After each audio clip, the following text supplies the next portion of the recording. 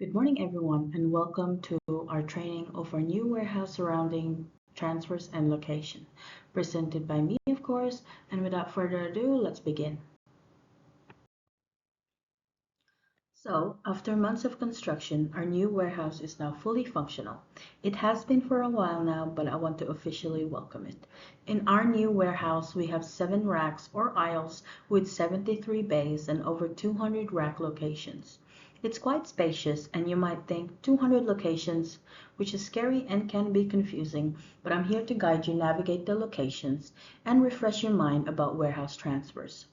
We need to start completing these warehouse transfers every time we take out an ingredient or packaging from its location to our destination, whether it's a full pallet or a single bag. I want us to be accountable of what we're doing in our areas, and if you are ever confused, let us know. It's better to ask as many questions as you want, and we'll happily answer them and even walk you through how to do it. So this is a simplified version of what our warehouse looks like. The layout shows 7 racks with 73 bays. Each aisle has 12 bays, 13 in aisle A, with the bay 1 starting at the back. The bays will consist of 2 to 4 levels that are leveled from A at ground level to D at the very top. Now there are driveways for forklifts in between these aisles, and those bays will only consist of 2 levels, which are at the very top. When in doubt, see the warehouse personnel or management to help you locate these rack locations. Now, when grabbing an ingredient or packaging from the warehouse, whether we're transporting to the dry or wet shed or even moving to a different rack location, we need to record the details on the transfer sheet. They will be located at the end of aisle C and aisle F. I'll walk you through how to fill out. First, we need to input the date and time the ingredient or packaging is taken. We need to record the product name and batch number. If the product does not have a batch number, flag this immediately to the warehouse personnel or management and do not use the product until identified. Now record the quantity of the product or packaging taken. Avoid putting 1 pallet or 1 bag. Instead, input the exact quantity, such as 20 kilos or a full pallet, which is 1,050 kilos, or if you're grabbing bundles of standard boxes, count how many they are. So, example, 30 pieces. Now input the rack location where the product was located.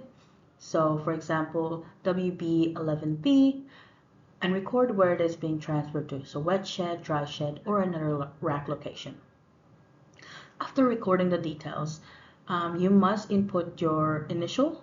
So in case an issue arises, warehouse personnel can refer to the right person for any queries. If you are unsure of rack locations, product batch numbers, quantities, or other queries, see warehouse personnel or management. Now touching on pedestrian safety regarding forklift operation. With the growing size of our site and production increasingly growing every day, forklifts will be operated more frequently to transport pallets of ingredients and packaging for staff, as well as unloading and loading trucks. So we must remember these crucial pedestrian safety rules. We must stop, look, and listen for oncoming traffic. Always give forklifts right of way. Avoid walking next to forklifts. Alert the driver and make eye contact when nearby, and stay clear of raised loads. Now let's do a little practice round. So you need to grab a pallet of rice course. It's in aisle C. And which rack location is it? So we have our rack locations here and rack locations here. And our rice course is here. So I'll give you a few seconds to think about it.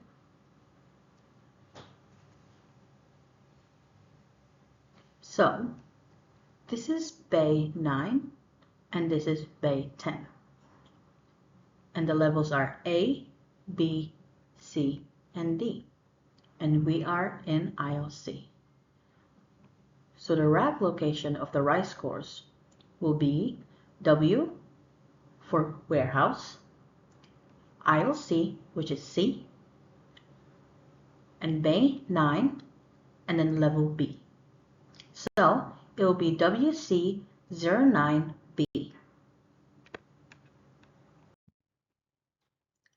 Now we need to grab a box of SPA401 as well, and it's in the same aisle luckily.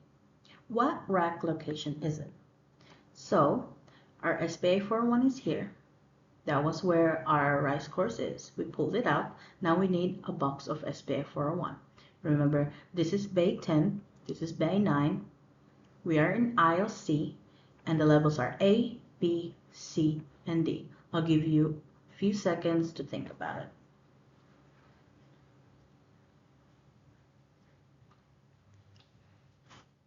So following what we did for the rice course. So we are in aisle C, so it should be WC at the front. And we are in bay 10, so it'll be WC10. And then we have levels A, B, C, D, and we are at ground level, so it'll be A. So the rack location is WC10A. Now, you might need a few bundles of standard cartons. So you check where it's located, and it's in aisle E, not in aisle C. So we go to aisle E, and then we find our standard cartons. What rack location is it? So now we're in aisle E. We are in bay 11 and bay 12. Still the same level, so A, B, C, D. Our standard cartons are at the very top. I'll give you a few seconds to think about it as well.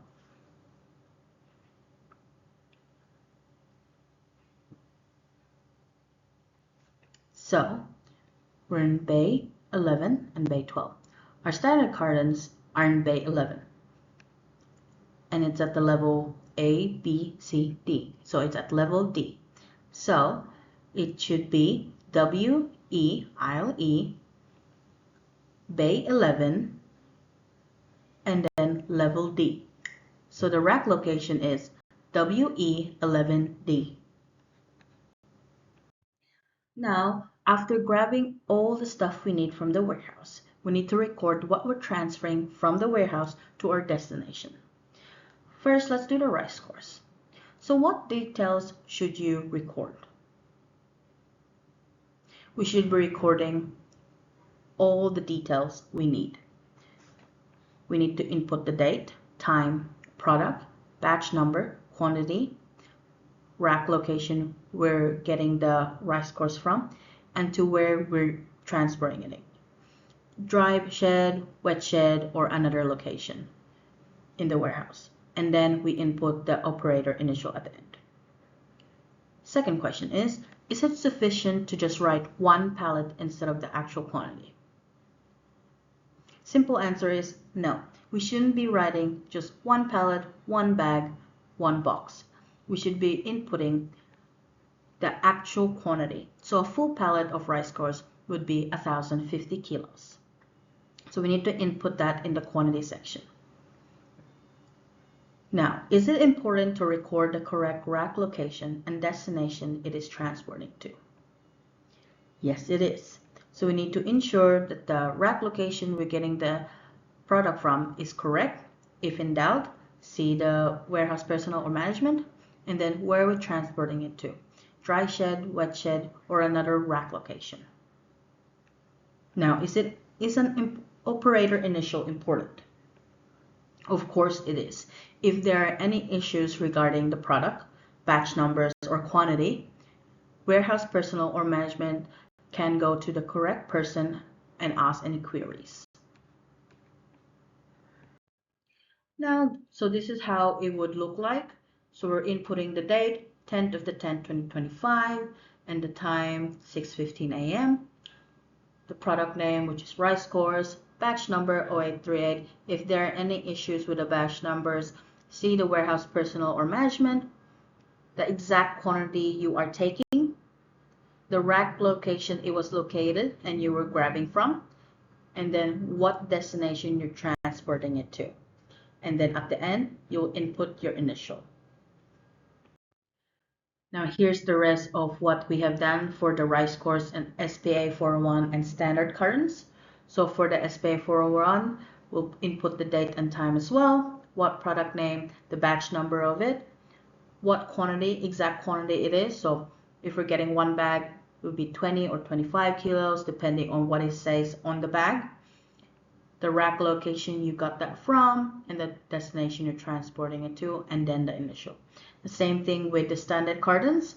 So we're inputting the same details and such. And for the quantity, we're counting how many is in a bundle or how many bundles you have grabbed. So 60 pieces. And then the rack location, and then where it's transporting to, and lastly, the operator initial. So we need to ensure that we're writing all this information down every time we transfer ingredients, packaging from the warehouse to a destination you need it to be. We can't leave any blank spaces because it will leave it incomplete and we won't be able to transfer it. That concludes our training. Thank you so much for your attention. And if there's any questions, please come see me. Thank you.